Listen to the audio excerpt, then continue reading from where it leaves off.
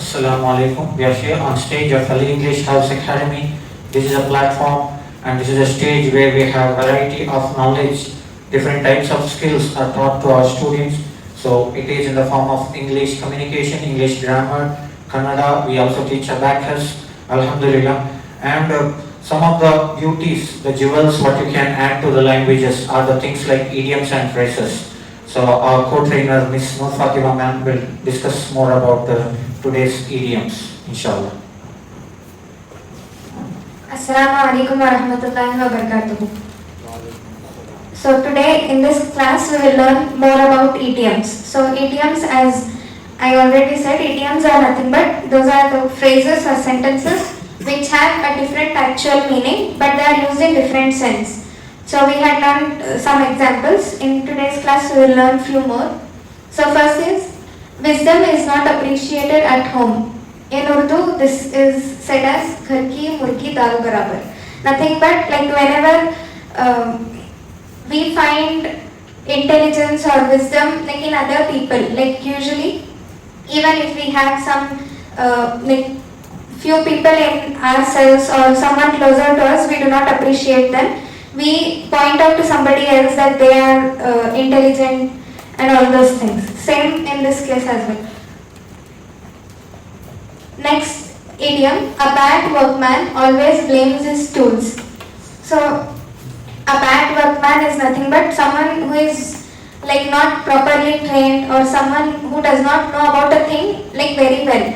So what they do when they do some work, they mess up. So they make mistakes. So at that time they do not blame themselves. What they do, they blame on their tools. Nothing but whatever the resources or circumstances which they have, they usually blame those things. They do not accept their mistakes. So that in Urdu it is said as Nach na jane angan teda.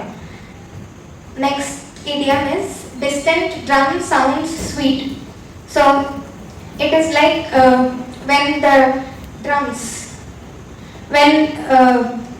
are being beaten at a far distance, it sounds sweet. But when it is approaching near to us, it is something very unpleasant.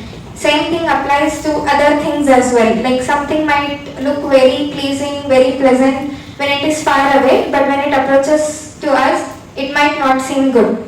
So in Urdu, it is said as dur ke dhol suhane. So something can be appreciated when it is far away from us, not when it is closer to us.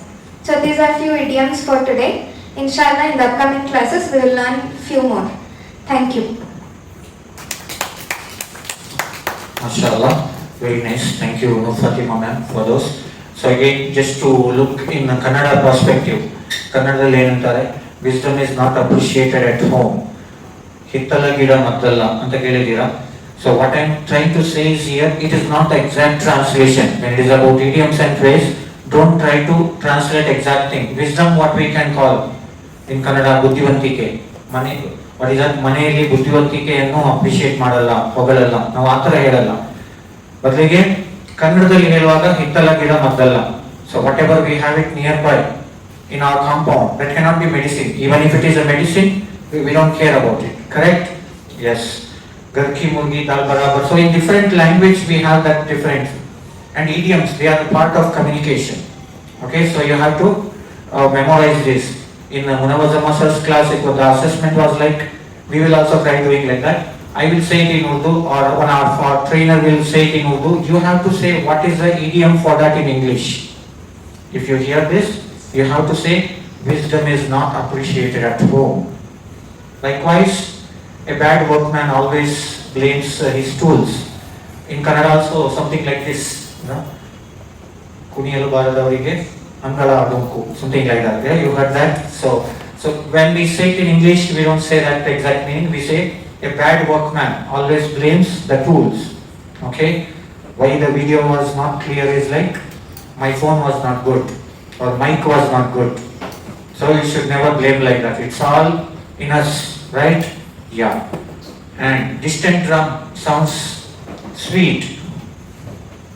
Dur ke dhol suhane. That's what you call it in Urdu. So here also it is not the exact translation. ದೂರದ ಬೆಟ್ಟ ನುಣ್ಣಗೆ. So in whichever language you have, there is always some saying, so don't go always with the literal meaning. It is also important that you understand the emotions and the real meaning. Okay? Especially when you are conversing over the phone. I was working for a multinational company for Hinduja, but our clients were from US. You know about their pronunciation, okay? Just to say like the password. They say password, right? So they say like pat. Some of the, even in the pronunciation, for Z, what they call, they say Z, right? So those kind of pronunciation, it is important you understand their culture level. They never say petrol, it is always gas. They don't say chocolate. What they call for chocolate?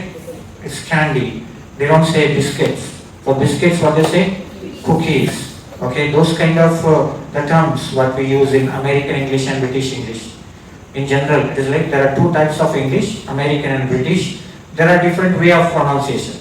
Again, you don't have to argue about that also. Whether it is data or data, which is correct. Both are correct. Since British had ruled here, we got British English, we follow that data. But data is an American English. Both are correct. Okay? If you say like, what else we have the similar meaning that? Any such similar pronunciation? Conduct or conduct? What is correct? Conduct is correct as per British English. Conduct is American English. Yes. So these types of difference in pronunciation, both are correct. Okay. Is it lower or lower? That is also similar.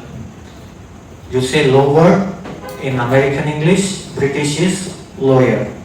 So, but what is the thing is that when you are using the language, there should be consistency. You don't use one American pronunciation and another British.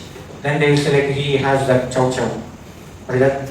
Yeah. So you don't mix it. If I am talking in American accent, all my words should resemble the same. Okay, I should speak completely in American accent only. If I switch to British, you start the pronunciation all in British. Okay. Yes. So it is also that you can start listening more and more to English news or whatever the programs you may get it. Best way is you have this Islamic speeches in English. The name of that app is, I forgot. I'll share it in group.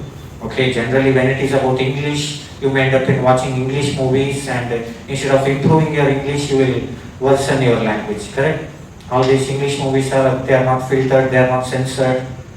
Yes, so it's not advisable. But at least to those news channels and all you can watch in English. With more such learnings and the piece of grammar, we will be back. Please share and subscribe to our channel. Jazakallahu khair. Assalamu alaikum.